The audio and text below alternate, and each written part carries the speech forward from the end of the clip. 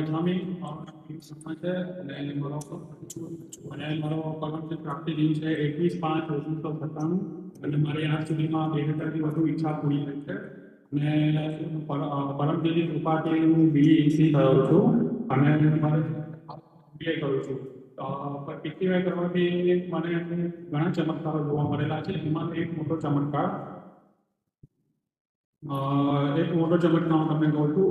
મેં માર્ચ 2005 10મા ધોરણની એક્ઝામ આપી. ત્યાર પછી ડૉક્ટરજીના સંપર્કમાં આવ્યો તો મને ડૉક્ટરે આજ્ઞા કરી હતી કે ભાઈ તારે વધારે આગળ વધવું હોય તો તું વેકેશનનો સદુપયોગ કર અને હું તને આજ્ઞા આપું ટ્રેક કર. તો ડૉક્ટરે મને આજ્ઞા આપી હતી કે ભાઈ શાસ્ત્રીનગરમાં તું રોજ 2 કલાક પ્રચાર કર આખા વેકેશન દરમિયાન. તો એના પરિણામ સ્વરૂપે મને 10મા ધોરણમાં સારા ટકા આવ્યા. સાયન્સ લાઈન લેવાય. સાયન્સ લાઈન લેવામાં પણ મને ઘણો વિઘ્નો આવ્યા. મારા શિક્ષકો બધા ના પાડતા હતા કે ભાઈ તારે સાયન્સ લેવા જેવું કંઈ છે નહીં. તેમ છતાં પણ ડૉક્ટરે મને કીધું કે ના તું સાયન્સ લાઈન જ લે અને આગળ વધ. તો સાયન્સ લાઈન લીધી. ત્યાર પછી 12 સાયન્સમાં સારા ટકા આવ્યા.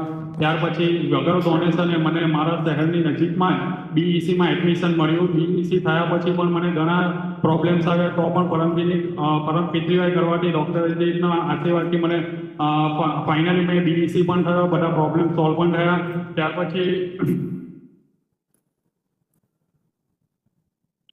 પછી મારે આગળ ભણવું હતું, MBA કરવું હતું. તો મેં MBA માટે એન્ટ્રન્સ એક્ઝામ આપી. એમાં પણ PTYનો ઉપયોગ કર્યો.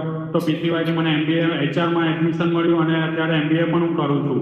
બીજો ચમત્કાર એ થયો કે જ્યારે મારે MBA દરમિયાન મારે જે પ્રોજેક્ટ વર્ક કરવાનું હતું ફર્સ્ટ યરના એન્ડમાં, તો મારે પ્રોજેક્ટ વર્ક દરમિયાન મારે એવો પ્રોજેક્ટ ઇફેક્ટિવ કરવો હતો કે જેથી કરીને મારે આખું વર્ષનું બધું અંડર સેટિંગ થઈ જાય. મીન્સ કે મારે જે ફાઇનાન્શિયલી જે ફીસ આ બધો પ્રોબ્લેમ હતો તો ફીસનો પ્રોબ્લેમ પણ સોલ્વ થઈ જાય. તો મારો પ્રોજેક્ટ પણ એકદમ સારો ઇફેક્ટિવ બન્યો અને મને આખા વર્ષ દરમિયાન ફાઇનાન્શિયલી પણ મને ત્યાંથી કંપની તરફથી પ્રોવાઈડ થઈ ગયું.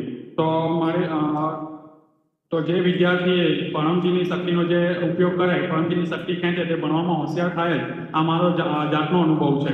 તો આટલી મોટી મને BECની ડિગ્રી મળી તે ડૉક્ટરજીના આશીર્વાદથી અને આજ્ઞાથી અને પરમજીના આશીર્વાદથી જ મળી છે. તો જે